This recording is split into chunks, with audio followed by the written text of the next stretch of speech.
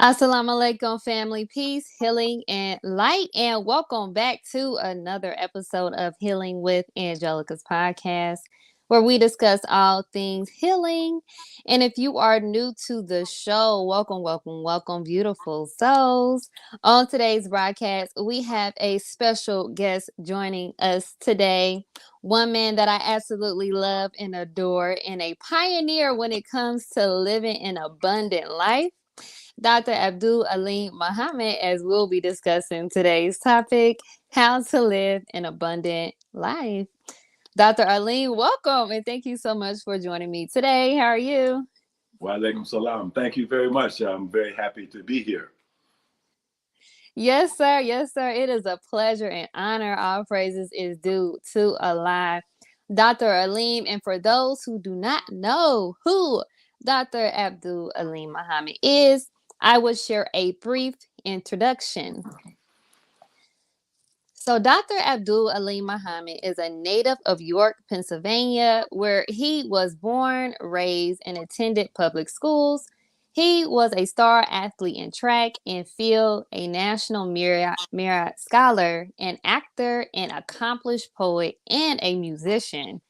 His involvement in civil and human rights struggles began at the age of 6 when he attended a NAACP convention in Harrisburg, Pennsylvania.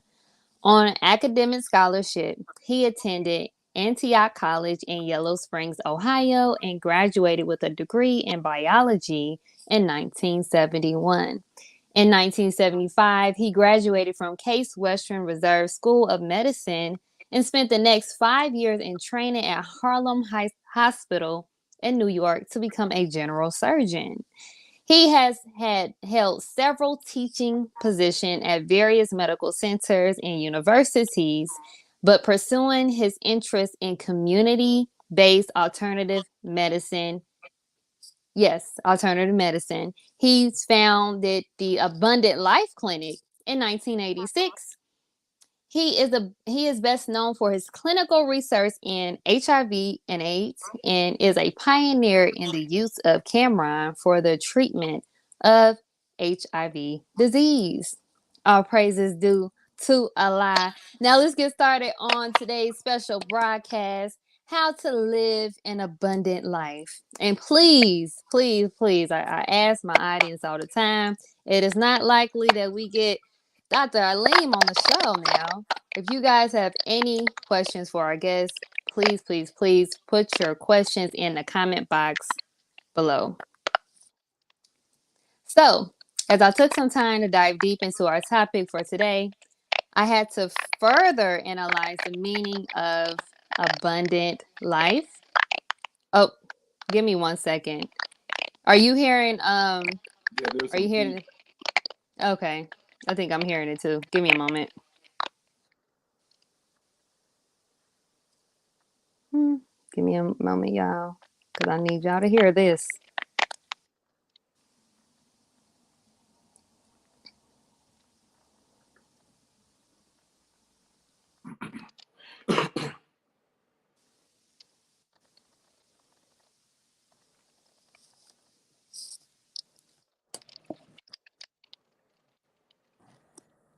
Okay. Do you still hear the clatter?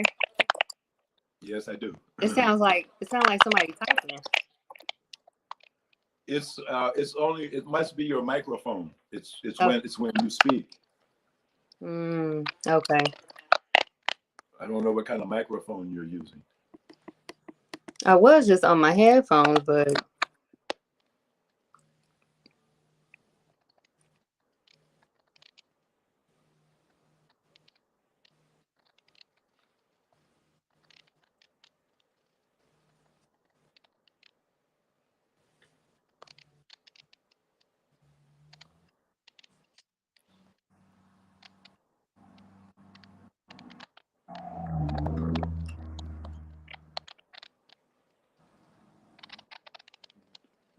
okay. Can you still hear it? Yes, it's the same.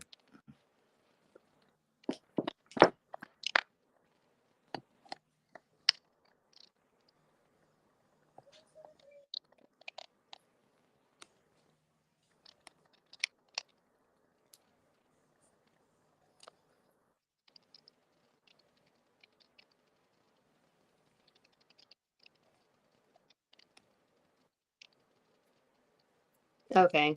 Can you still hear it? Still here. Oh my gosh. Wow. Okay. Well, I don't. It's not all that bad. I don't know. Does it do it when I'm speaking? Oh, go talk. Let me see. Okay, A B C D E F G. No, I'm only hearing it on my end. Maybe if you go out and come back in. I don't. Yeah, I give mean, me I a don't. moment.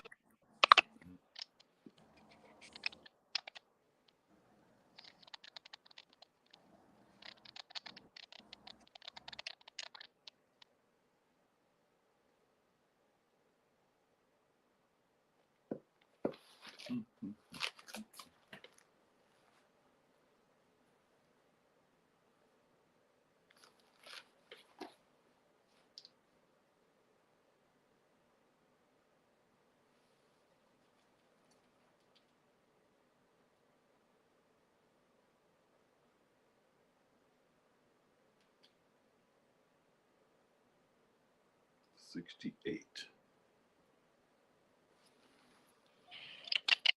March the 3rd.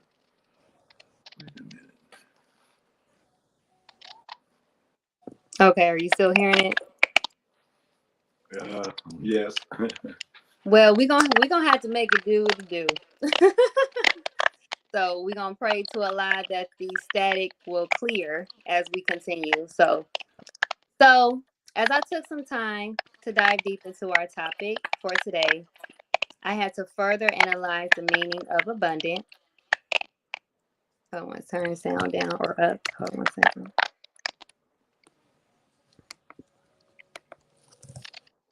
Okay. Well, yeah, we just gonna have to make it work. So yes, however, when it comes to life and to my understanding as to why we are in the condition that we are in today, it is allowing us to be satisfied with settling for the bare minimum when it comes to one not being able to fully express their God-given abilities to live an abundant life. And that brings me to my first question for you, Dr. Alim. What is an abundant life? Okay. What is an abundant life? Um, well, the word abundant has to do with quantity, amount, the amount of something. And that's on the positive side. Abundance, or that which is abundant, is something that is in huge amounts, big supply. And so to say what is an abundant life is to ask the question, how big is your life? Or put another way, not to be so personal and direct, how big is life itself? Not just your personal individual version of life, but if we look at life as a totality, from the beginning of life to the end of life, which is to say, the eternity of life. See, so then we're asking the question, well, how big is that? And if we know that the author of life, the self-created God, Allah, then we're asking the question, how big is Allah? Well, every Muslim knows how to say Allahu Akbar. And the translation of that is, whatever it is that you're talking about, Allah is greater than that. Allah is bigger than that. So if you wanted to say, what is the most abundant life? It's the life of God.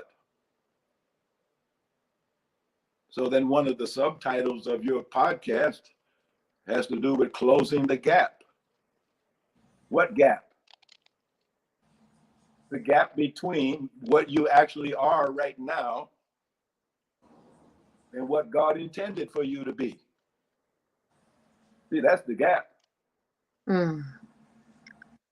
What are you? You're a body, you're a mind, your intelligence, your emotions. You're actually a spirit, in essence, a spirit who has the job of managing a body, a spirit that has the challenge of managing a mind, getting control of intelligence, Mm. and then using both the body and the mind as tools for the spirit to achieve oneness with its creator. Mm. See, that's closing the gap. And that's the definition of health. Do you have a physical body that is what God intended for you to have? Or has it been damaged, injured, and limited by things that have been against life? Mm-hmm. What about your mind? Do you have a mind such as Allah created it to be? Is it full of the wisdom, knowledge, and understanding of God? Mm. Or is it full of fairy tales and myths and lies and chaos? And then what about your spirit? How healthy is your spirit? I don't want to forget about your emotions either. How healthy are your emotions? How good is your emotional intelligence? Is it what it should be? Can you display the full range of human emotions, such as are depicted as the qualities or the attributes of God Himself? And then what about the health of the spirit? Is your spirit healthy enough to dwell with God? Or would God's spirit have to hold you at a distance because you're not pure enough? See, that's closing the gap. To understand that you have to get control of your body. See, look at what the Honorable Elijah Muhammad. See, this is from March 1968. Can we survive? See, that's about health, isn't it? When somebody asks a question about health, what are they asking? Can I survive? Will I make it till tomorrow? Will I live to see my grandchildren? Will I live long enough to fulfill my divine mission given to me by Almighty God? Or will I get sick and break down before I fulfill my mission? See? How strong is the foundation? Can we survive? So then we have to ask that question, well, what is the foundation of life? Asking how strong is the foundation? Well, what is the foundation made of? Well, the foundation for life is nutrition. See, so if you want to live, you got to know how. Everybody's alive, but they don't know how to stay alive. See, so in the Bible, in John 10:10, it says, I am come that you might have life. Well, wait a minute, you already have life, but that you might have it more abundantly. Well, who's the one speaking? It's written there on the cover of the book. From Allah in person, from God in person. God in person has come that you might have life and have it more abundantly than what you've been living. You see, let me show you something. See, hope you can see that. See, what is your own?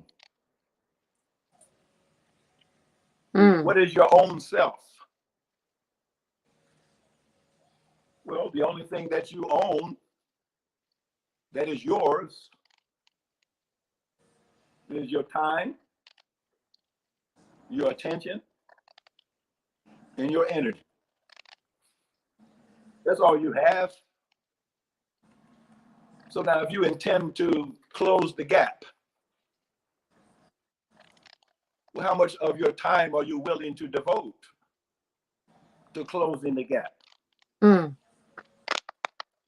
Or said another way, how much time does it actually take for you to close the gap?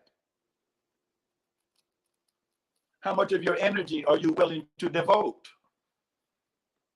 to closing the gap?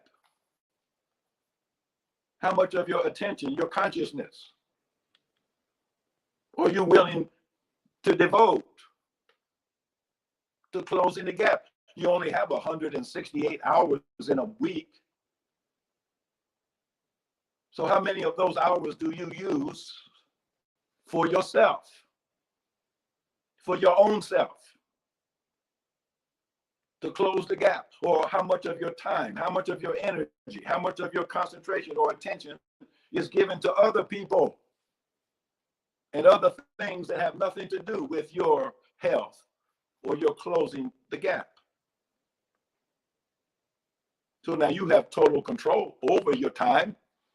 It's the time of your life. What else is your life except the time that's given to you? And then the time that you can make for yourself by learning how to live. You don't have to be constricted to the, 10 years that was given to the citizens, the people of this current world that's going out. That's all they were given. 70 years of life. That's it. If they were lucky. Most of them never got that. But now we're being offered by Allah Himself the opportunity to extend and expand our lifespan to an unlimited degree. Because some of us will find out as we mature spiritually in better communication with God, we'll find out that we have a mission in life that's going to take 500 years. Well, wouldn't that be a sorry thing to have a mission that takes 500 years to accomplish and you only live 70 years, if you're lucky? That would make God some kind of a cynical jokester. He's not. So when you find out what your mission is, and you need 120 years, you need 300 years, how are you going to make that? When the forces of this world, the wisdom of this world will take you down into the grave before you reach 70 years. You see, so that's what the challenge is. And so we have to define health in a proper way. Health is that state of existence of my body, my mind, my emotions, my heart, and my spirit. That all four are in complete harmony and alignment with the will and intention of the Creator. And when that is true, and I'm spending all of my time, giving all of my attention, all of my energy devoted to that goal, you see, then I'm a healthy individual. And then my healthiness will radiate. See, it will become like a light. What does the Bible say? Wisdom shineth forth from the face of a man. So anybody who ever practiced how to eat to live, your face starts to shine. Your eyes start to shine. Your skin starts to glow and shine because it's full of the light of the wisdom and knowledge and understanding of God himself in person. He's just like you, flesh and blood, has a mind, intelligence, emotions, but governed by a divine, eternal spirit, just like you. So that's a brief answer to your question. I love that, Dr. Alim. All praises is due to Allah. So you were discussing just the importance of closing that gap that you have between ourself and the creator. Do you mind discussing the importance of building one's spiritual connection in order to live an abundant life? Yes, just in case people didn't, you had a lot of static with your question, so I'll try to repeat it. So, Dr. Alim, so this is what I'm thinking. Okay, I've already exited out. If you don't mind trying to exit out and come back in and then see what happens. Okay.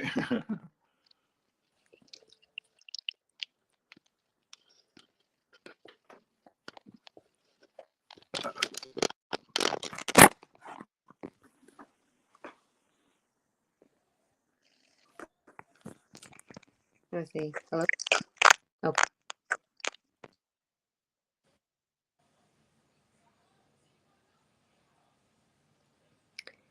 All right, you guys. I don't even think I'm not even hearing it no more. Yeah, so yes, you guys, I want you guys to hear this. So we need to get this static under control. So yes, praise be to Allah. Praise be to Allah. And inshallah, I will try my best to get to all of the questions that we have. Just give us a moment. I would like to get this static under control so you guys can hear. Okay, so that means I might have to stop the show so you guys can hear. So yes, give us a moment.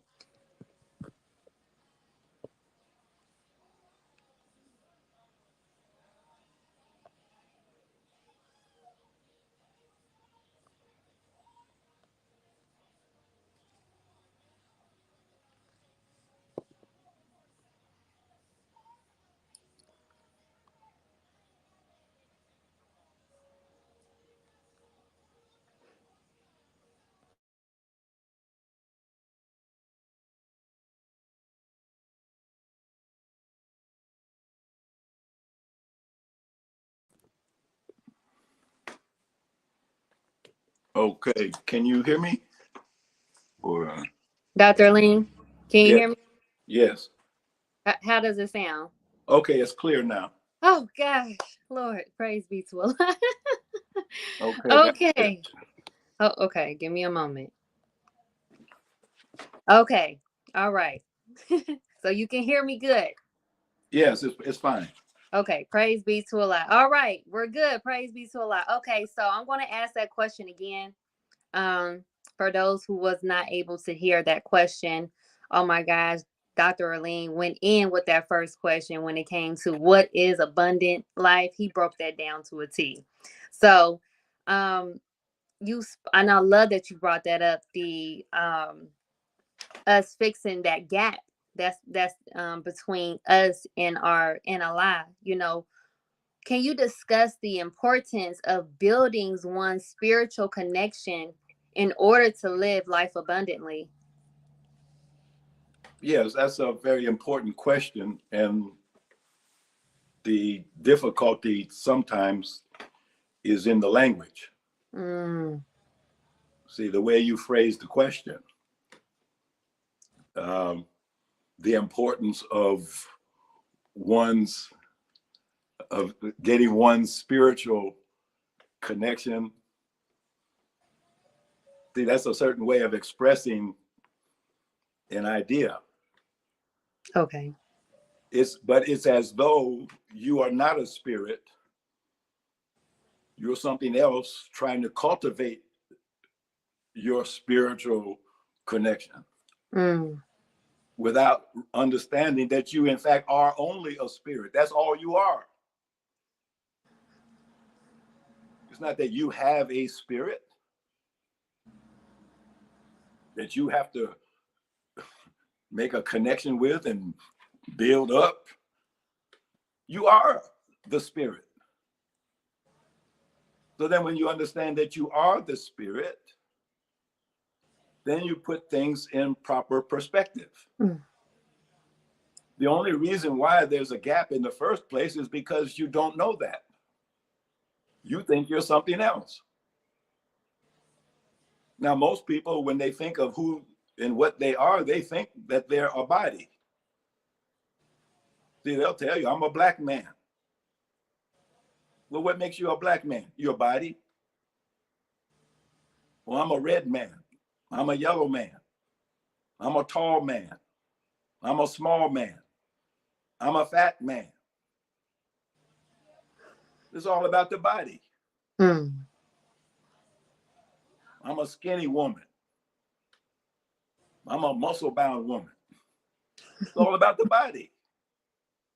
People go around defining themselves according to their physical attributes, as though that's what they are.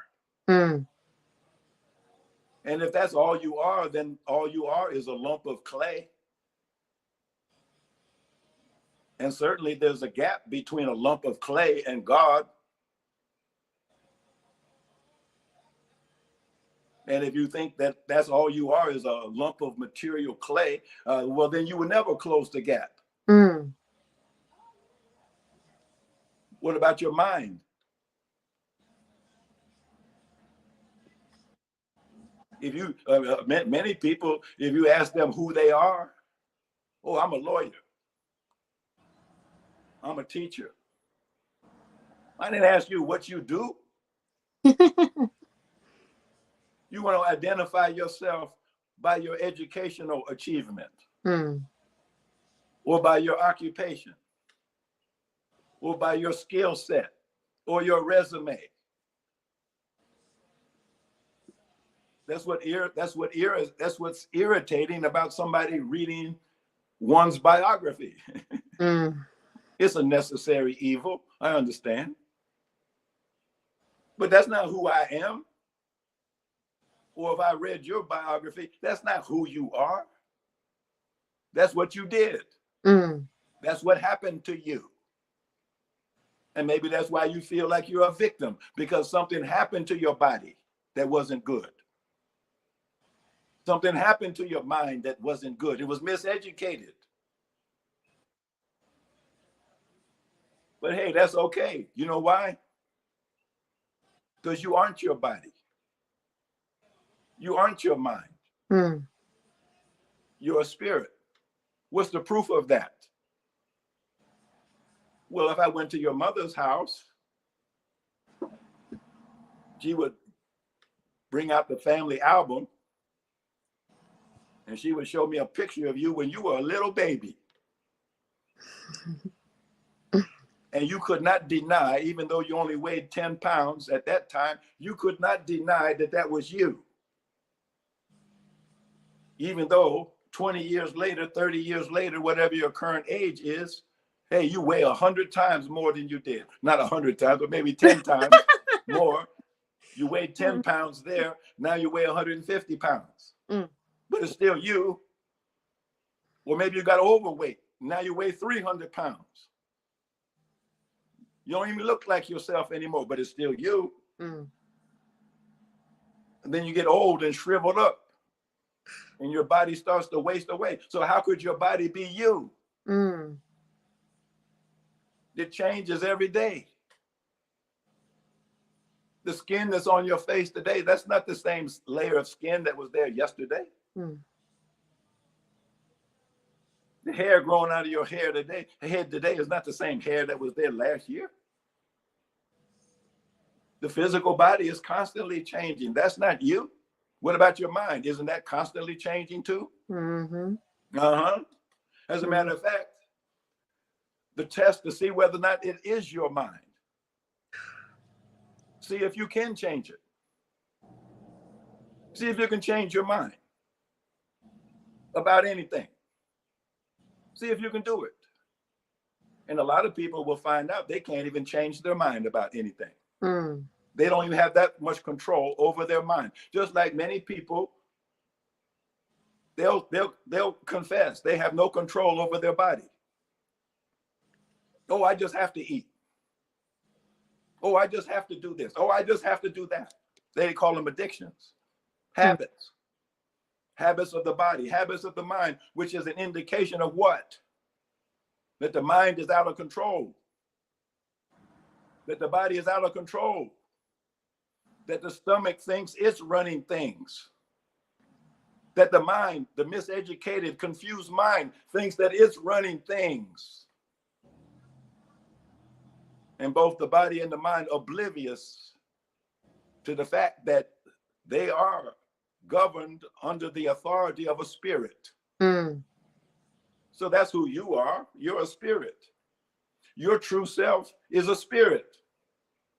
Your true self, the spiritual you, if you want to say it that way, is the God of self. The God of self is the Lord of what? Heaven and earth. Isn't that correct? Yes, Don't you believe in a God that is the Lord of heaven and earth? Well, what is the heaven of a human being? It's your mind. What's the earth of a human being? It's your body. Well, who's in charge of this heaven? Who's in charge of this earth? When you see some wrecked human being whose physical body is a wreck, hey, who's in charge here? When you see somebody's mind that's a total wreck, neurotic, psychotic, hallucinogenic, totally divorced from reality, hey, who's in charge here? Well, it should be the God of self. So you see, when you understand who you are, that you are a spirit, that you are the God of yourself, well, then you know who's responsible for bringing about peace on earth. On earth as what? As it is in heaven. So in other words, I have to line up my body and my mind and my heart and my spirit with the will of God. So there will be peace on earth. And what? Goodwill towards men.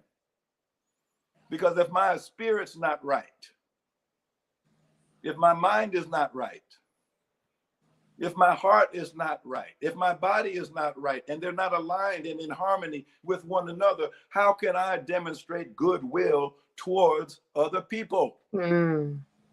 Yes. No, I'll be cranky. I'll be irritable. I'll be impatient. I'll be angry. I'll be jealous. I'll have all of the negativity, all of the what you might call the cardinal sins. I will have all of the spiritual sins. I'll be guilty of all of them. I'll have mental disease, mental disorder. I won't be in touch with reality. I won't have a notion of objective reality so that I can successfully solve the problems of life. Because what is the purpose of the mind? The purpose of the mind is to use rational logic, mathematical logic to solve the problems of life, to make you happy. So if you're not happy, it's only because your mind is not functioning like it's supposed to. It's not doing its job. And it's not doing its job because it's not under the control of the spirit. See, seek ye first what? The kingdom of heaven.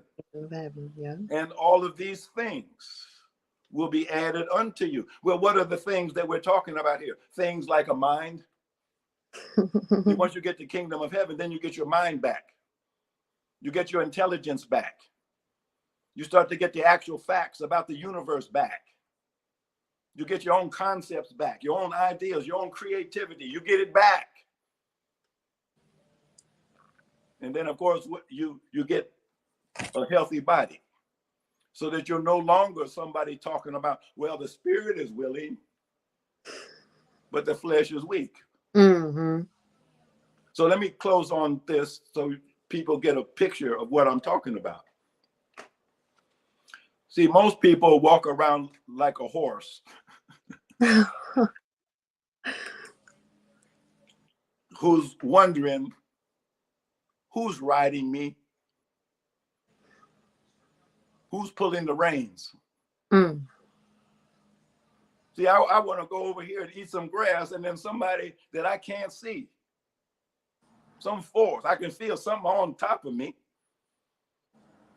But every time I want to go somewhere, there's some other force that's pulling me in another direction, making me do something that I otherwise would not do as a horse. Mm-hmm. Yes. Yeah, so most people are doing what? They're using horse sense, not understanding that the unseen power that is above and slightly behind you, that holds the reins of power over you, and that controls the direction and the speed Yes. and the destination. That's the higher power. See, that's the spirit. And don't use horse sense trying to, well, how come I can't see it? No, you're a human being. And so you have more than horse sense, and you have insight. Mm-hmm. And so you have right now, you have an image in your mind that makes you understand what I'm talking about. Yeah. And a horse could never do that, could it? No. I love that analogy. Well, Definitely. that's actually, that's not original with me. If Mm-hmm. you study Buddhism, Mm-hmm. that's how Buddha described the action of the spirit. It's like the spirit is like a rider riding a horse, you see, and Mm-hmm. it's a little bit above and behind the horse, and is controlling the power of the horse. Yes. You know, little itty bitty man controlling a huge, powerful animal. And so that's what we have to understand. You know, your body is powerful. How powerful is the body? You know, you see people in extreme situations, they'll pick up a car. You know, you see karate men, hey, they'll hit a bull with their fist and drop a bull. How strong is the body? See, we're talking about abundance again. How strong can the body get? How healthy can the body get? How big can the body get? We're descendants of Adam, aren't we? Yes, sir. Well, how big was Adam? According to Islam, Adam was 60 cubits high. A cubit is about 2 feet. So 60 cubits would be 120 feet tall. Adam was 120 feet tall. Now we're the little runt offspring of Adam. Mm. Now don't say that's impossible. All over the world, they're digging up the bones of giants. Doesn't the Bible talk about giants in the land? Well, what kind of healthy person do you have to be to grow up to be a giant?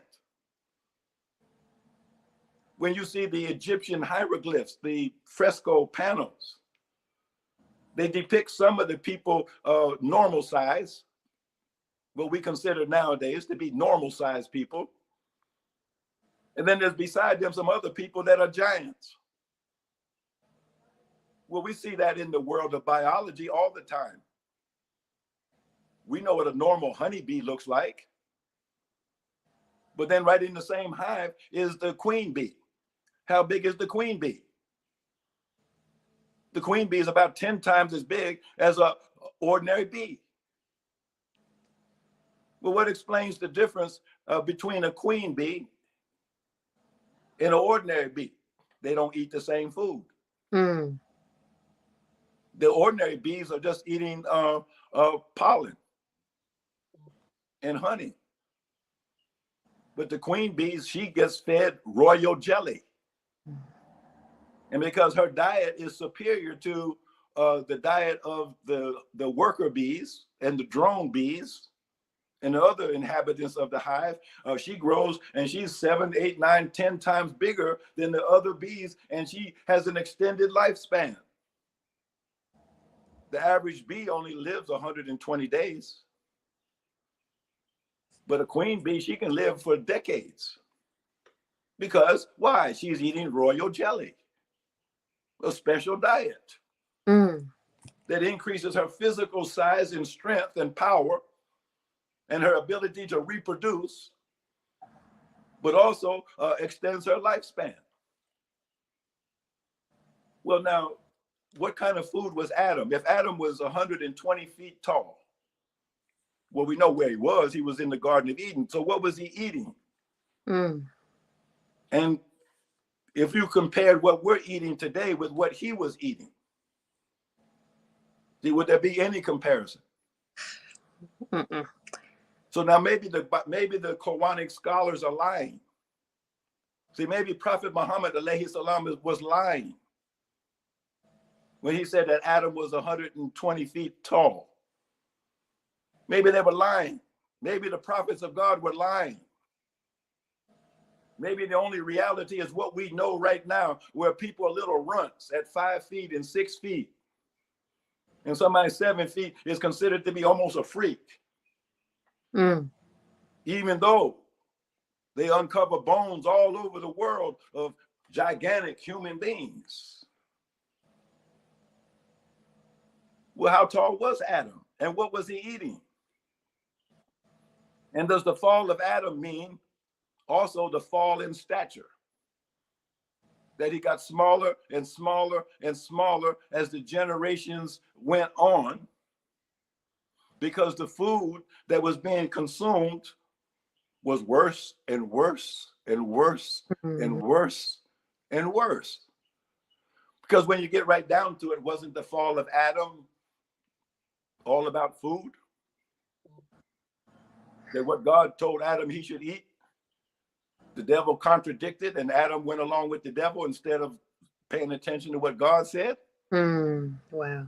Yes, that was the problem then. Well, what's the problem now?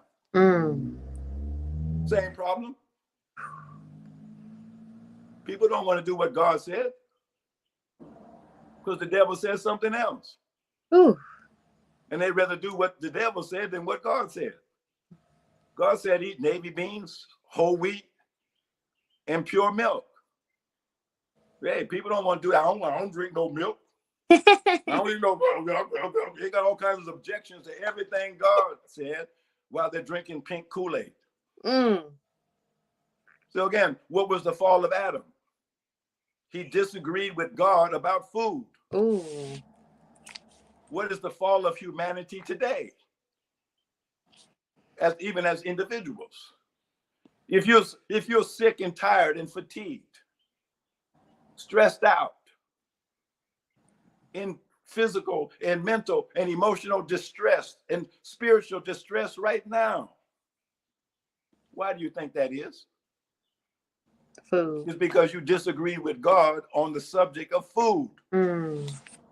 And you did something other than what God told you to do, and now you're suffering the consequences of it. Now let me wind that up. You see, as Muslims, we should practice Islam. Shouldn't we? Yes. Shouldn't we? We shouldn't just call ourselves Muslims and then not practice Islam. We should actually practice Islam. So now if I understand that I, as a spiritual being, that I am the God of myself, you know, I know there's a big God out there in the universe, but the Honorable Elijah Muhammad said, hey, what's out there? Hey, the same thing is in here. So there's a big God out there in the big universe, but there's also a little God inside this little universe. And that's me. And that's you. So now if I understand that, if I understand that I am God of this little universe I'm talking about, well then who has total responsibility there? Who has total authority there? Who has total power there? I mean, name off all of the attributes of God. That's what's there. So now if the body's out of order, who's to blame? Who needs to atone? If the mind is out of order, if the emotions are out of order, who needs to atone? See, we're talking about atonement now because that's what healing is. Healing is somebody pointing out what's wrong. What's wrong in the body? What's wrong in the mind? What's wrong in the spirit? See, that's the first step of atonement, pointing out the wrong. And then acknowledging the wrong. Yes, there really is something wrong here. My heart really shouldn't be fluttering like that. I really shouldn't be constipated every single day. I really shouldn't get a headache every day. I really shouldn't have these abnormal periods. I really should be able to get pregnant. See, these pointing out the wrong. Yes. And then acknowledging that something is wrong. And then that leads to what? A confession and repentance. Well, what's the confession? Well, the confession is actually getting confirmation through examination, through objective examination. That's what doctors do. You come in with a complaint, something's wrong. Well, then the doctor acknowledge, oh yeah, your arm does look like it might be broken. Get an x-ray, okay, here's the report, here's the confession. Your arm is broken in 3 places. And then we have to rethink now, okay, what must we do now? And then you come up with the 5th step, which is the atonement program. Well, if you're talking about health and healing, that is the treatment program. What needs to be done to correct what was wrong or what is wrong? And it's only an atonement in the fullest sense. It's only a complete cure. It's only a full healing if it removes both the cause and the effect of what was wrong. Because if you don't remove the cause of the wrong, it's going to come back again. If you don't correct the effect of the wrong, then that hurt, that wound is not going to be healed. And so a complete atonement is a complete healing that removes both the cause and the effect of the wrong that was acknowledged. And then you get to the 6th step, which is forgiveness. Why is that necessary? Well, you had a medical problem and an issue. Why? Because somebody made a mistake. Was it a mistake of the spirit? Was it a mistake of the mind? Was it a mistake of the body? Well, somebody made a mistake that led to a problem. And now that problem has been resolved through the process of atonement, through the healing. So now whoever made the mistake must be forgiven. So that the mind, the body, and the spirit and the emotions can now be reconciled again. Because when you were sick, your emotions were all over the place. You were thinking all kinds of crazy thoughts.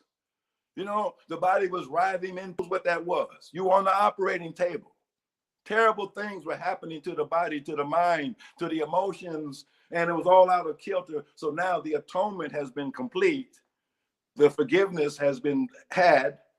And now there's a reconciliation where basically you're putting things back together, back in balance, back in homeostasis, to use a medical term. And then that produces the unity of the body. That is the glow of health.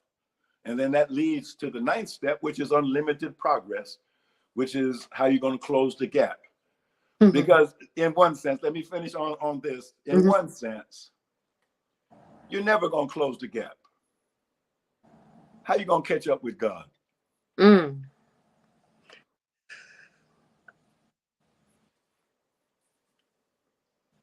wow. Dr. Alim, you just, that was beautiful. I just took many notes. Praise be to Allah. And if you are enjoying this episode just as well as I am, please, please, please show your support by donating today to Cash App $ Healing with Angelica to help sustain future episodes just like this. Also, if you are enjoying all the broadcasts here on CTGB Network, please show your support as well by donating today.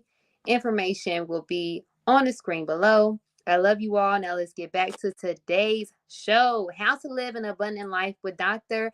Alim. Oh my gosh, Dr. Alim. That was a lot. I'm definitely gonna have to take all this back in and re-listen to this. So now I do have another question, and I believe this is very important for us to actually have an understanding of these factors, so we can know when we may be engaging in certain factors that may not be beneficial to us. So, what are three survival factors and three anti survival factors that should be made known to us in order to live an abundant life? Because I don't think we know. Oh, okay. Oh, okay. That's a very good question. And actually, I wish I had a piece of artwork to show you, to illustrate the answer to that question. Yes. Maybe I can do something real quick here as I keep talking. Yeah, go ahead.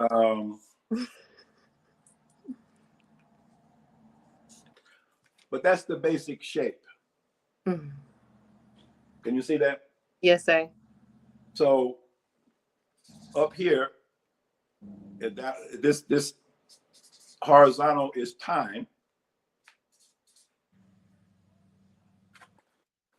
The horizontal is time of a person's life, and the starting point of almost every life, every baby born, is 100% healthy, 100% mentally healthy, a clean slate, emotionally healthy, 100% in touch with God. See, that's a baby in the first minute of birth. Now, the Bible says, in the beginning was the Word. The Word was with God, and the Word was God. And then after many days, the Word became flesh and dwelt among men. See, and that's where the trouble starts. See, the reason why the baby comes in 100% alive, totally aligned, there's no gap here, is because everything that happened to the baby was inside the womb, and it was governed by what? By the DNA, right? The genetics. What does DNA stand for? Deoxyribonucleic acid. So look at this.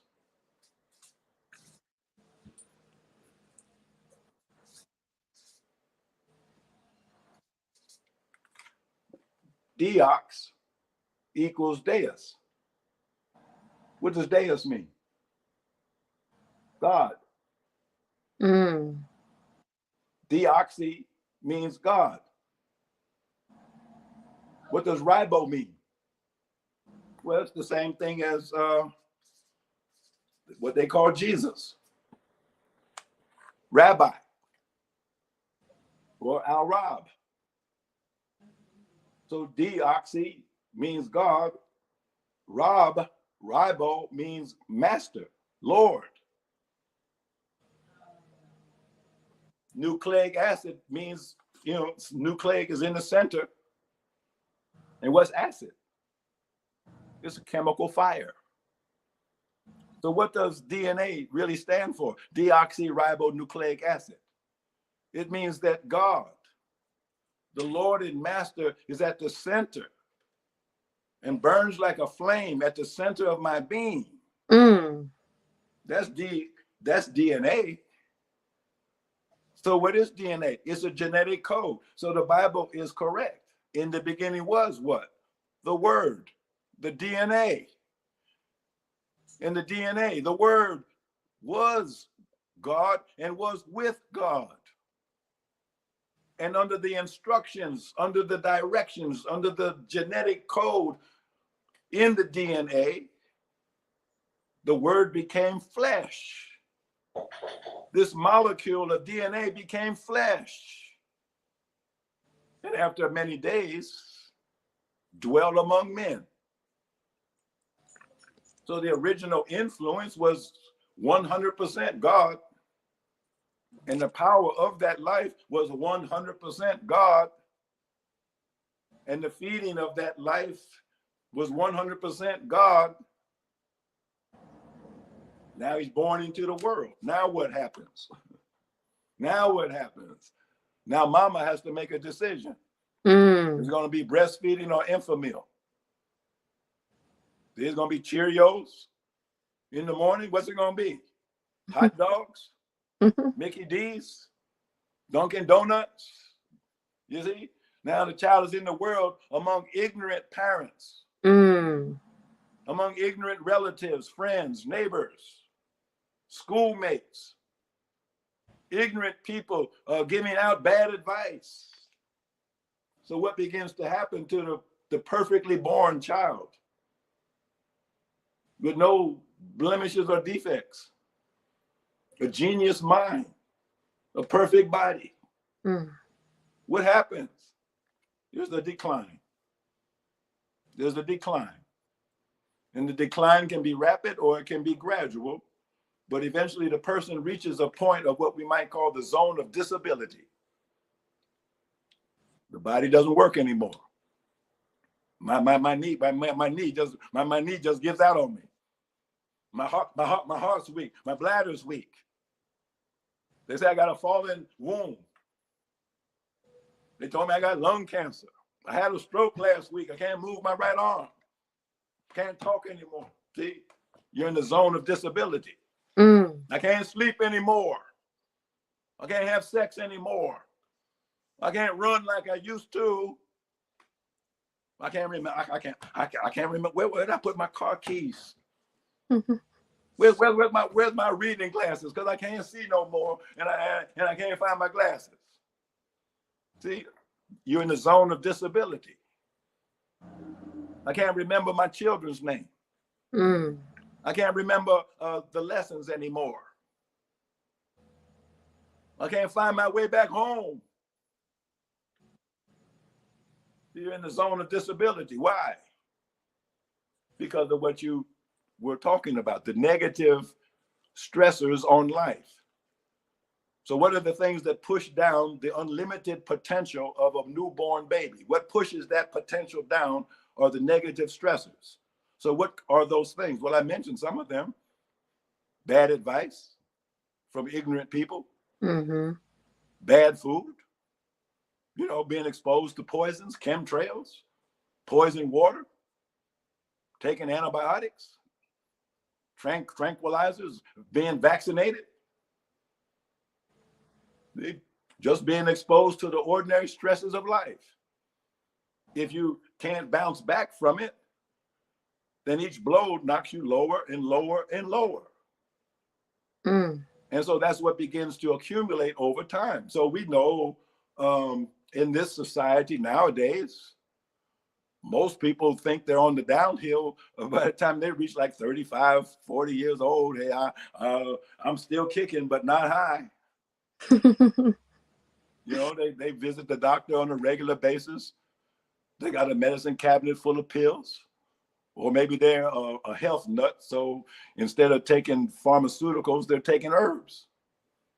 But why would a healthy person have to take anything?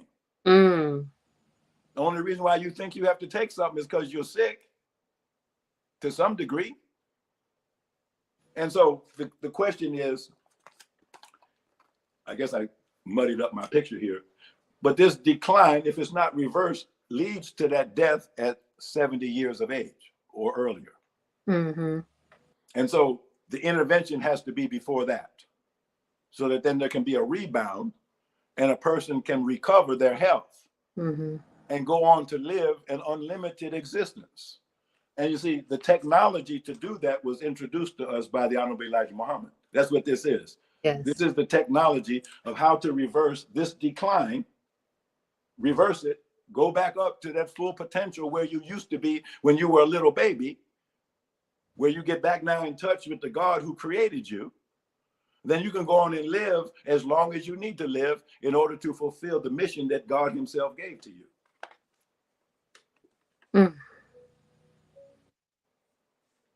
Whew. So now what are the other part of your questions? See, I answered the negative part. Yes. What about the positive part? What are the things, the positive influences that push you up? Well, obviously, in some cases, it's just the opposite of what pushed you down. Mm-hmm. See, what's the basis of how to eat to live? It's fasting, meaning 1 meal a day, fasting with the right food. So we have a lot of people, they do half of it. Yeah, they'll do the fasting part, but they're still eating the wrong food. Yeah. Mm-hmm. How can you get the right food nowadays? Where? At Whole Foods? Where? At Mickey D's? Where are you going to get the right food? Where? Well, if you look back in history, when Adam was on the scene, where did he get his food from that made him such a big man? He got it from the garden. Mm-hmm. Okay, well, who planted the garden? It said God planted the garden. Look in the New Testament scripture, the gospel. When's the last time? What was Jesus doing the last time somebody saw him? They say he was disguised as a gardener. Wait a minute. The first time you see God in the Bible, he's down on his knees, not praying. He's tending the garden. Then when he gets up off of his knees and confronts Adam, the only thing he tells Adam to do is to keep and tend the garden. Mm. And then when Jesus Christ is crucified and he comes back and he's seen by his disciples, the only thing the impression that they get, that he gives to them, is be a gardener. Then 600 years later, here comes Prophet Muhammad alayhi salam, and he gives the call to prayer. Come to prayer, come to prayer, come to success, come to success. Then what does it say? Come to cultivation. Mm. Come to cultivation. Now, most of us are lazy people. We think somebody's supposed to cultivate us. Mm. Yeah, I'm just a Negro. I'm a nothing. So let me go in here and let somebody make something out of me. Really? No, no, no. You come to cultivation so that that which is in you that God desires can be made manifest. It's like finding a wild rose in the middle of a jungle. It's a rose, but it's almost like a weed. Mm. But if you take it and cultivate it, give it the right soil, not just whatever might be there, but give it the right soil, the right fertilizer, the right care, the clean water, and protect it from its natural pests. Then that wild rose that looked almost like a weed, after time passes, now you got a beautiful award-winning rose with the most beautiful fragrance in the world that's simply divine. Why? Because the rose was cultivated. So that's what the Honorable Elijah Muhammad has done for us. He offers us cultivation to stop being a savage, living a savage beast life. Yes. What do savages eat? Anything. And that's what we have, a group of people that eat anything. As long as it tastes good, or even if it don't taste good, they'll put some hot sauce on it and make it taste good. So now let me just close on that, because see, you touched on my favorite subject here, how to eat to live. Yes. See, now the only thing that Allah said that he cannot do, and this is in How to Eat to Live, the only thing that he said he cannot do, now this is Almighty God, Allah himself, in person, speaking for himself. He said the only thing that he cannot do is save us if we will not change our way of eating. Mm. He just can't do it. He can't save you if he cannot get you to change your way of eating. You're just doomed if he can't get you to change your way of eating. Now, if you look at it now, that's not so surprising, is it? Because how long has it been since people on planet Earth have known not to eat pork, for example? But people eat it every day, don't they? Mm-hmm. Does a lightning bolt come out of heaven and strike them dead because they violated God's law? No. Allah lets them continue to eat it. Until what? Until it kills them. Mm. So now, 2023, the Honorable Elijah Muhammad said, get your mouth out of the white man's kitchen. Well, did we do it? Well, you answer the question yourself. You know whether you did it or not. Well, if you didn't do it, now what's in the white man's kitchen for you today? Genetically modified food? Yes. Chemical additives, preservatives, cancer-causing things. And now, as we just reported the other night on the Your Immunity Project, now they've inoculated the chickens with the spike protein. They've inoculated the cattle. They've inoculated all of the poultry, all of the livestock. So you're in there eating your beef patty in your favorite restaurant. You know, hey, you don't realize, oh, you just got vaccinated. Why? Because you didn't do what the messenger of God told you to do. He couldn't get you to change your eating habits. You were so lazy and so used to having other people grow your own food that you forgot God's command to Adam to keep and tend the garden. So you didn't do it. Unless you did. And you know who you are if you did. So if you did that, then you have some good food to eat today. And you are what you eat, or you are what you ate. And so that which you cultivate cultivates you. So if you are cultivating good, healthy, nutritious food, well, then that makes you the same. You can't be any better than what you eat.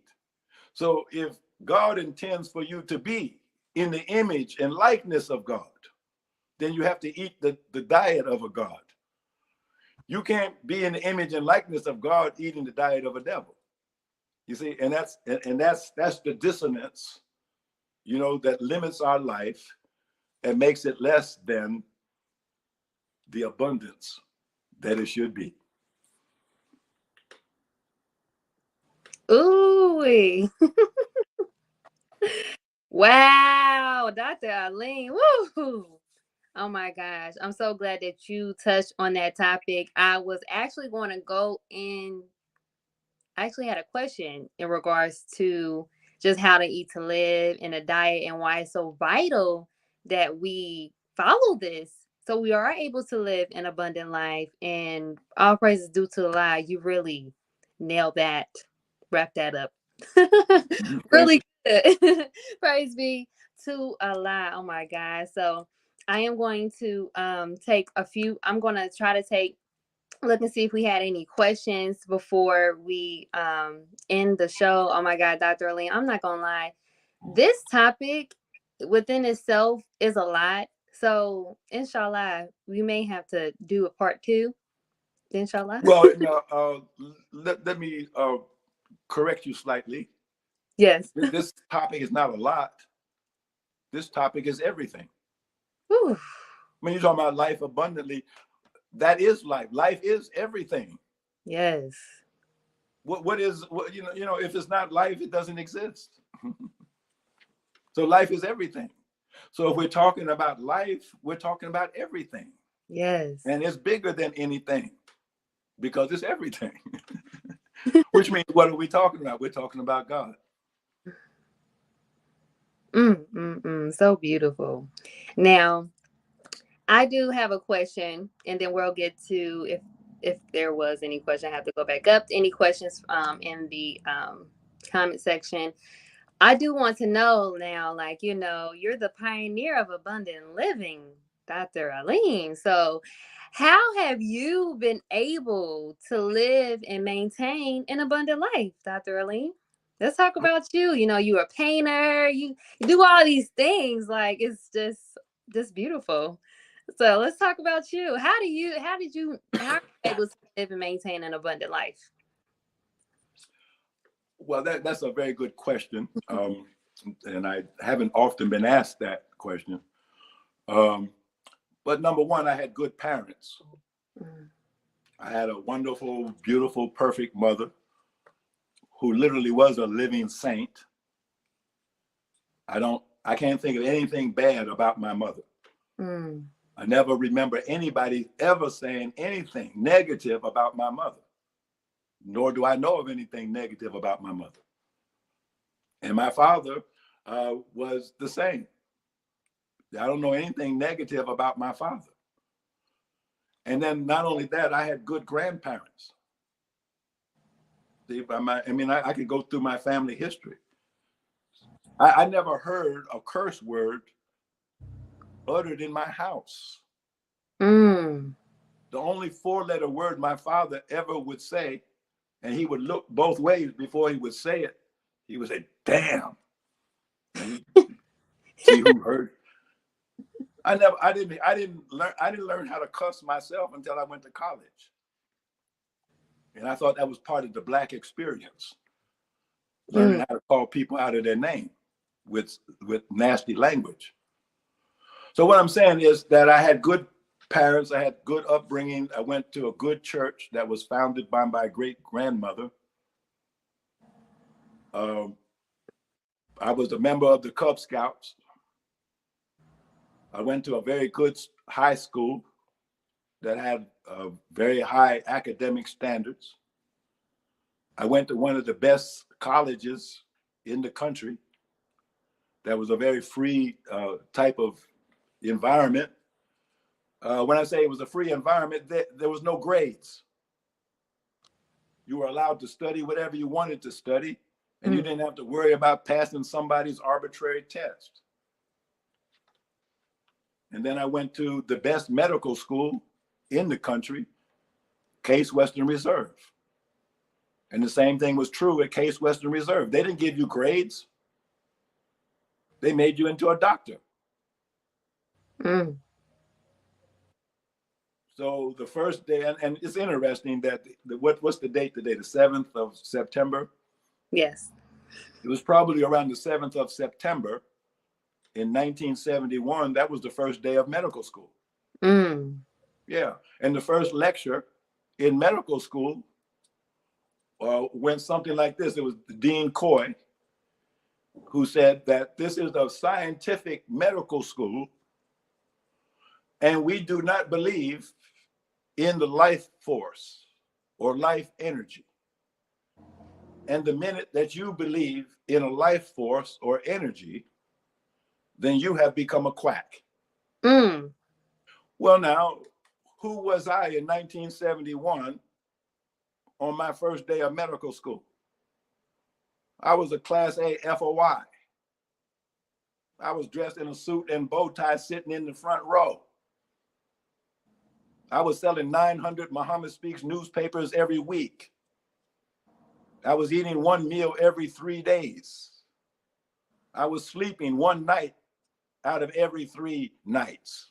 That was me, 1971, listening to somebody telling me that the minute that I believe in a life force or a life energy, that I'm a quack. Well, I'm sitting there saying I'm a follower of the Honorable Elijah Muhammad, and so I'm a quack from the minute, from the first minute.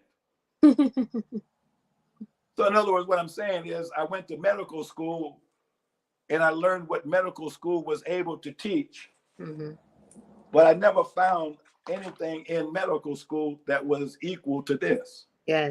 They don't have this. We had one lecture in nutrition in 4 years of medical school. The lecture was over within 45 minutes. I was the one that raised my hand. I said, how come we only get one lecture in nutrition? The professor looked up at me and said, young man, that's all we know. That's all we know. And they were lying about half of that. You see, so in other words, I was immune to the effects of education. As I've often warned many students, I did study groups at Howard University, University of the District of Columbia. I always interacted with college students.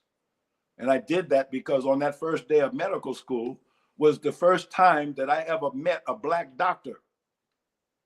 I never met a Black doctor until I was in medical school.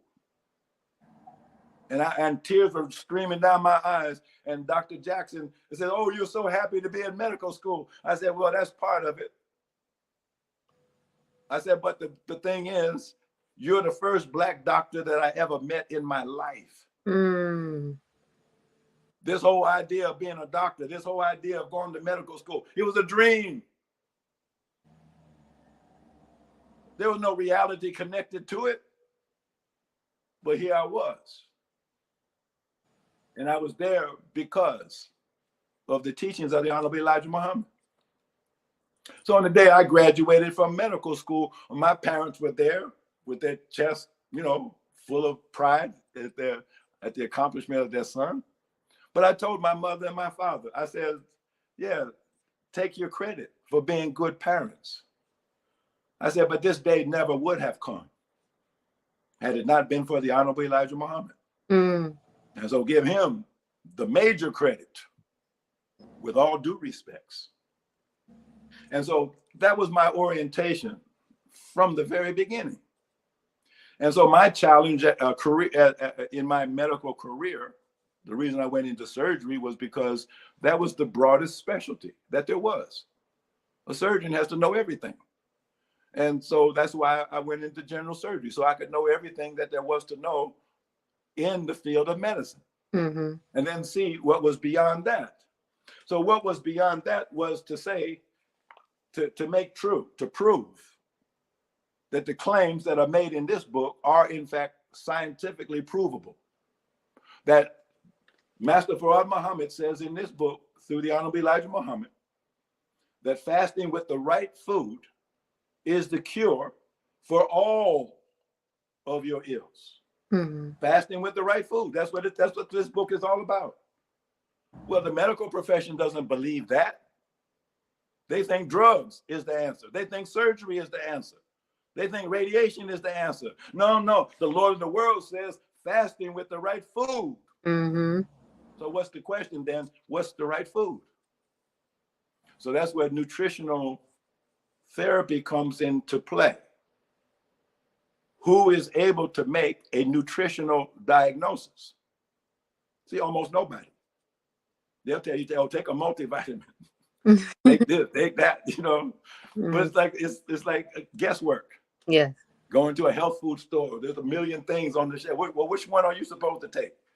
Then somebody tells you some story. Well, my sister, she took so and so. See, that's not medicine. That's not health. And all of the people who are in that kind of sphere, they're full of confusion, anxiety, and grief. They know something's wrong.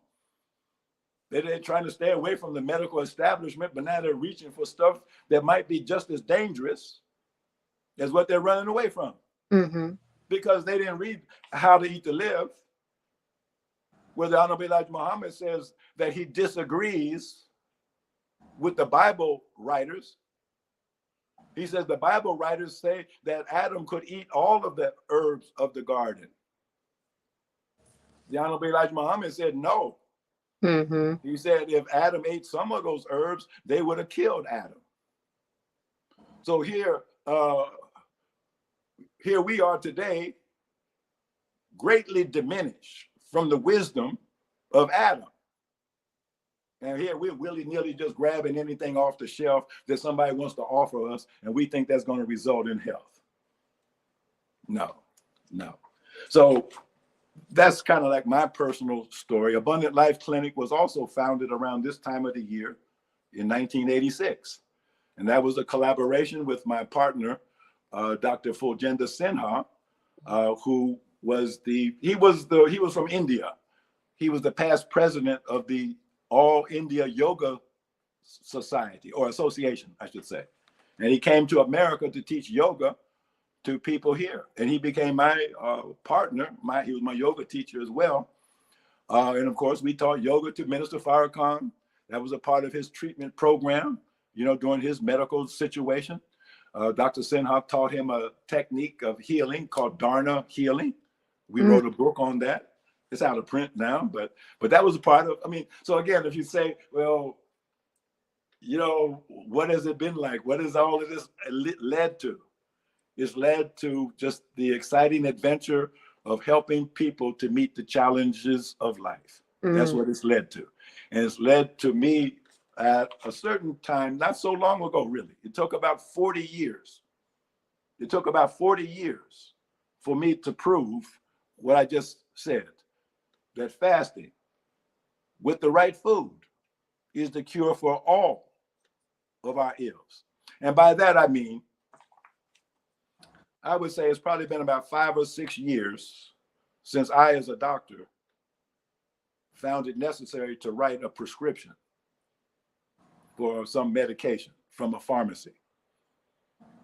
That all of the healing that takes place with nutritional supplements and, of course, a foundational diet that is in accord with how to eat to live. Occasionally, not often, but occasionally, I may have to use an herb as a part of a healing regime. But really, all of the healing is in the food, if it's the right food in the right amounts. And so that's, I would say that's the crowning achievement of my career, is that I can prove that how to eat to live is 100% correct. Yes. Yes. And also how to eat to live has actually helped you in living an abundant life, because we have to know the right foods to eat. So I love it. I love it. Our praises Yes. And to. of course, when you say abundant life, Mm-hmm. see, I agree with you. See, we live in a world, or are used to living in a world, where the most that anybody could expect would be to have one career. Say you go to school, get some training, you end up being a plumber, architect, airline pilot, whatever it is. That's your career. Mm-hmm. And you spend 30 years, 40 years doing that. Then you retire, and then you die. See, that's the life expectancy, and that's not much of an abundant life. Yeah. But now with how to eat to live, you see, I've lived long enough to get bored with medicine. Yeah, it's nice. It's nice being able to cure people. It's nice to be able to conquer disease. That's nice. It's nice to be able to do research. That's wonderful. But I have other interests too. Mm-hmm. So I'm learning how to sing. All my life, I was telling people, they say, "Oh, you have a beautiful voice." And I would say, "Well, I can't sing." Now I can. Why? Because I have the time to cultivate my voice. Yes. The only reason I couldn't sing before was I never took the time.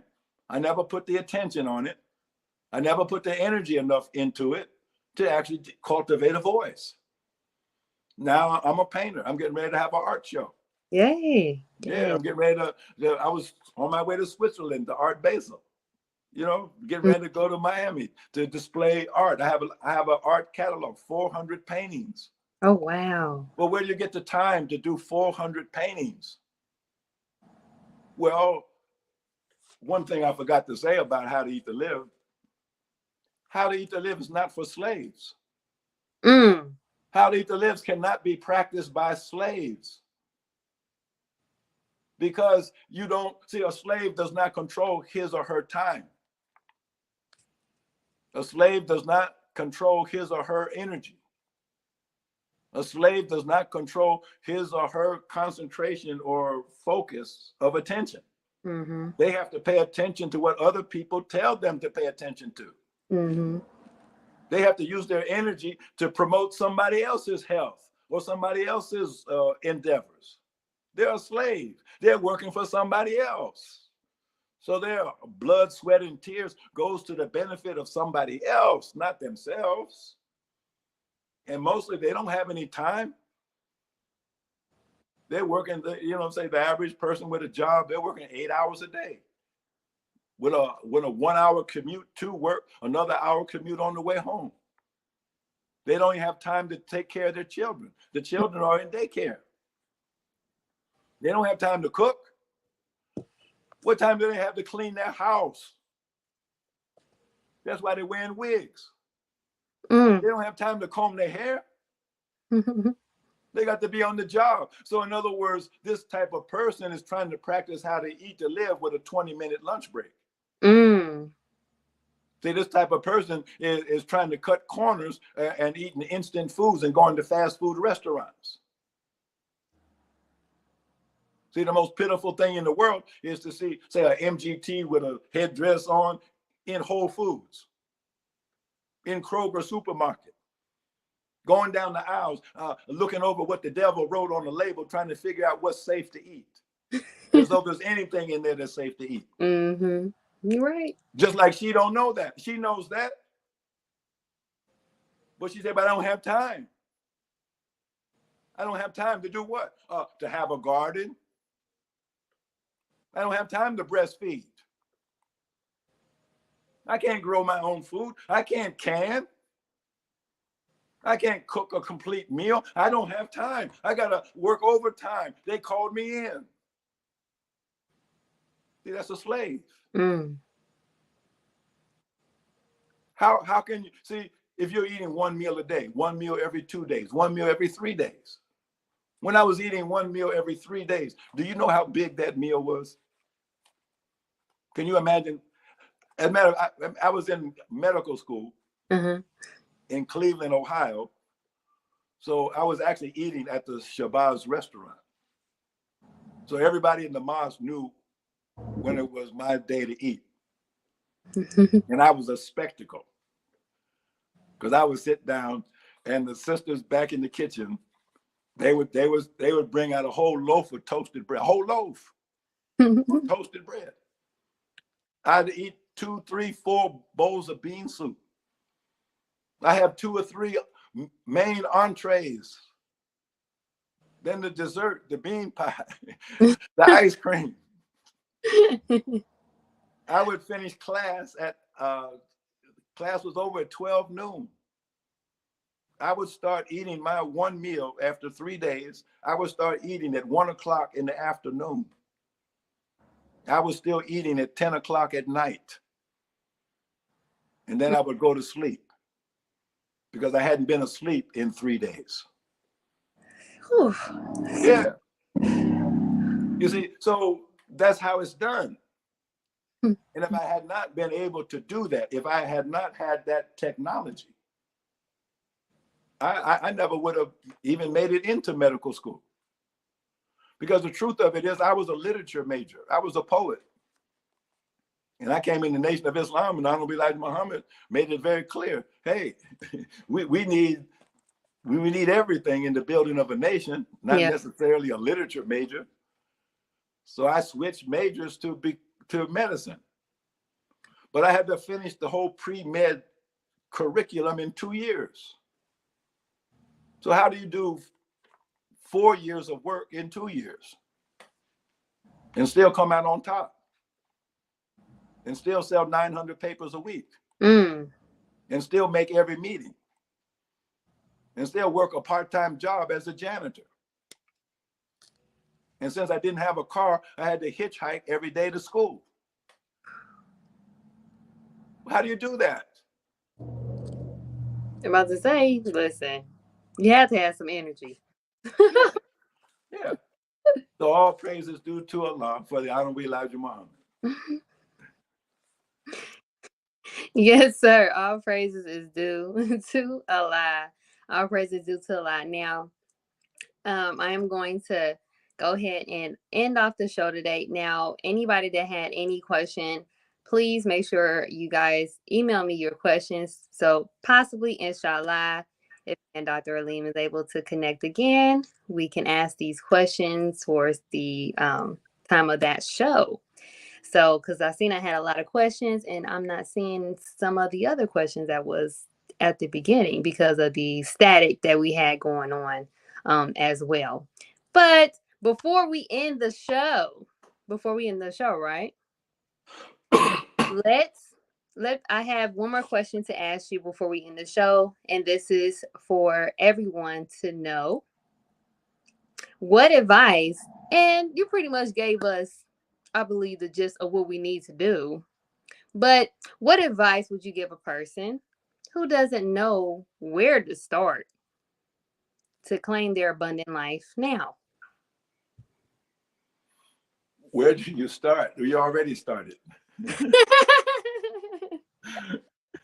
You already got started a long time ago. Ooh, okay. So you just have to catch up with yourself and find out where you are right now. So again, we could use the steps of atonement. Take a good hard look at yourself. You see, look at your body. Take off your clothes and stand in front of a mirror. See what you actually look like. Find out what you actually smell like. All the rest of it. And do the same. Inspect your own mind. How clear are your thoughts? One way to find out about that is how well do other people understand what you say? Or are you using a lot of slang words and you feel me, brother? You feel me? You see me, man? You're hoping that people kind of get it. See, that's another gap, isn't it? A communication gap. Yes. So if I can clarify my thinking, see, verbally, so that my thoughts are clear to myself, then when I articulate and communicate with another person, then that clarity will also come across. So if you find yourself constantly having to explain yourself over and over again and people just don't get you, hey, that's a sign. Hey, wait, let me get my thoughts straightened out. Well, how do you do that? Well, the best and easiest way to do that is through dialogue with other people. You see, because that's what dialogue is. It's collective thinking. It's collective thinking, just like people sing together. They play music together. They dance together. Well, okay, that's the body, right? That's the body singing. That's your vocal cords, right? Dancing, that's your body moving, and you're doing that with other people, right? Okay, well, what about the mind? What's the dance of the mind? What's the singing of the mind? It's called dialogue. So if you obey the rules of dialogue, then dialogue itself will correct your thinking. Because you'll say what's on your mind, and somebody else listening to you will say, hey, wait a minute, that doesn't sound quite right. And they'll put a correction into your statement. And that will help you and help them. And you're doing the same by them. And so at the end of the dialogue, everybody's mind has been cleansed of misperceptions, false information, and everybody has a new clear understanding of whatever the topic was about. You see, and so if someone is constantly engaged in that kind of thing, it clears up the confusion in the mind. Then, of course, with the spirit, we know the spiritual practices. See, prayer. What's wrong with prayer? But a lot of people say they're confused in life. Things aren't going right. This is wrong. That's wrong. Okay, yeah, but how many prayers did you say today? Then a lot of people, if they told the truth, they don't hardly say any prayers. That's the truth. They don't. They forget about that. Even though the Quran says that the remembrance of Allah surely is the most powerful force. Well, I guess it is, because if you remember Allah, Allah is remembering you. Yes. And if you have the power of God on your side, hey, that is the most powerful force. But if you forget God, I imagine God could forget you. Why shouldn't he? Because, this is one thing people overlook. See, Jesus said, pray constantly and faint not. Then when Prophet Muhammad came along, alayhi salam, he went on his night journey into heaven, and God told Prophet Muhammad that he wanted 50 prayers a day. That's what God said, 50 prayers a day. Then Prophet Muhammad went down and talked to Musa. Musa said, you better go back and renegotiate that. And they went back and forth, and eventually Allah agreed. Allah agreed. See, the most merciful, Yes, the most beneficent God, he wanted 50 prayers. He wanted 50 prayers a day. And what did he agree to, because he's the most merciful? He agreed to 5. But what did he want? 50. He wanted 50. So now, how in the world Could you and I think that we're going to close the gap between us and God, and God's asking for 50, and all we're willing to give is 5, and most of the time we don't even give him 5? How you going to close the gap like that? God said, I want 50. Jesus said, pray constantly and faint not. So even if you give God 5 prayers a day, that's still only 10% of what he asked for. So now, what do you think you're going to get in return for 10%? If something costs $100 and you only got $10, what do you think you're going to get in exchange? How are you going to get 100% beneficence, 100% mercy, 100% of everything that God has to offer you? How are you going to get 100% of that and you only going to give 10%? Come on now. Islam is mathematics. Yes. That don't even add up. Nope. So now you can see why the Islamic world is in the condition that it's in. And you can see why the Muslims are in the condition that they're in. Because they're actually reneging even on the 10% promise that they made to Allah. And then they have the nerve to stand up in front of Allah and say, thee alone do we serve. Really? And you're getting ready to go to work for the enemy? And you're like, thee alone do we serve. No, you don't. You're a slave. And you're serving your slave master, and you're lying to God, talking about that he's the only one you serve. So stop lying. See, that would be good for your spirit if you stop lying to God. And you started to remember your prayers, even if it's just a 10%. I mean, he's a merciful God. He'll let you get by with just 5. He already said he'll let you get by with 5. He wants 50, but he'll let you get by with 5. That's the kind of God you got. He's not evil and mean, like they say. He's very merciful. So all you got to do is give him 10%, and he's likely to give you 100%, even though you don't deserve 100%. You only deserve 10%, but he's so good, he might give you 100% nonetheless. So again, those are the things that we can do. We act like we're helpless, and you have the best friend in the whole world on your side.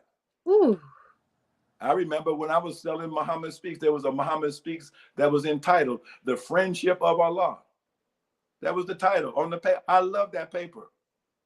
I don't know how many of them papers I sold, because I just wanted everybody to know that you have an open invitation to the friendship of Allah. And you better not turn it down. I mean, if you got any good sense, you better not turn that down. Because if you turn down the friendship of Allah, then what are you left with? The hatred of the devil. That's what you're left with. So again, those are the clear choices that people can make. You can stay with the devil, or you can come over on God's side. Yes. You see, now the devil will threaten you. I sent out a verse, from the Quran in the Surah Al-Baqarah, verse 268. See, the devil will threaten you with what? Poverty, destitution. You're going to be outdoors. You're going to be homeless. And because of that, then he entices you to do things that you otherwise would not do. Yeah. That's the only reason why the sister got that abortion, because the devil said you're going to be in poverty and you can't afford to have a baby, so go kill it. But Allah promises you abundance. See, we're talking about abundant life. Who makes the promise of abundant life?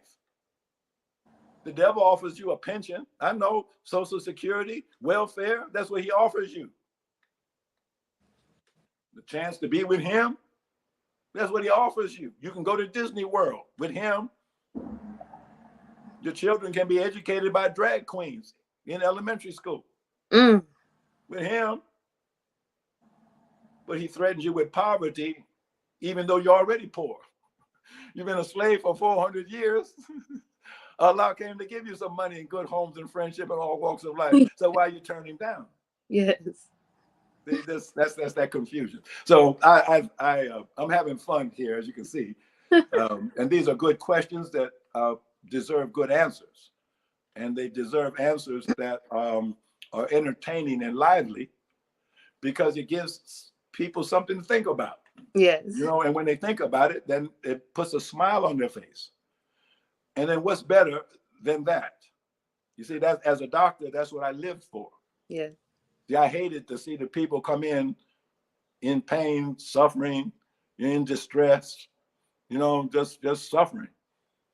But the joy would come maybe the second visit, third visit, 10th visit, whenever it would come, when that same sick person comes in with a big smile on their face and, they're back into the swing of life. And so that's what it's all about, helping one another as best we can. Well, I've definitely been enjoying myself. I'm so glad we got that static out the way because Yeah. everyone needed to hear this. And oh my gosh, you just gave so much life and gems. And oh my God, our praises is due to Allah. And I just want to say thank you so much again, Dr. Alim, for joining me today to discuss this well needed topic, beautiful topic, how to live an abundant life. I would also like to thank my amazing audience and Healing Tribe for joining us today. I pray that this episode was informative and valuable in healing. That's the point, healing to you all. Also, be sure to share, like, follow, and subscribe so you don't miss out on any upcoming episodes on any of your favorite podcast station. Closing the Gap Broadcast Network on Facebook, CTG Broadcast on YouTube, and Healing with Angelica Podcast on Facebook and YouTube to help get the message out and spread it out like wildfire to those in need. Also, if you all are ready to start your healing journey and don't know where to start, Healing with Angelica is offering a 1-hour consultation call to get you started on your journey. More information to schedule will be shown in the description box below, including Healing with Angelica's merch and more, with additional information for today's special guest, Dr. Abdul Alim Muhammad. I also put his website so you guys can find him. Dr. Alim, is there anywhere else in particular that our guests can reach out to you on, or Well, the best, my website is dralim.com, and you can order the Paximune for viral illnesses there. But if you want a personal or professional consultation with me, then use this email. It's mail@dralim.com. Now I'm backed up, so this is not for emergency cases. It may take me a few weeks actually to get to you. What I'm going to ask you to do is to send 3 photographs, because I do remote autonomic response testing to make the diagnosis and to develop a treatment program. So you're going to send a photograph, full length front, full length back, and a side profile of the head and neck. And you'll send that to mail@dralim.com, and I'll do the autonomic response test. I'll give you a report of findings and a suggested treatment program. Oh my gosh, I love it. And I'll have to talk to you another time about that, but I'm very, very interested in that. I know they called it like muscle testing. Yes, yes. I see that you are definitely into that. So yes, inshallah, we will talk soon about that. And I will also make sure I put that email as well so you guys can reach out to Dr. Alim. And also, before we end the show, I would like to give a special recognition to those that have contributed to making Healing with Angelica what it is today. Special recognition to Sister Yatara, Sister Denise, Emerald Walton, Paul Muhammad, and Sister Margaret Muhammad. I'm sorry, Maddie. I'm sorry, probably said it wrong. Macdi. You are appreciated.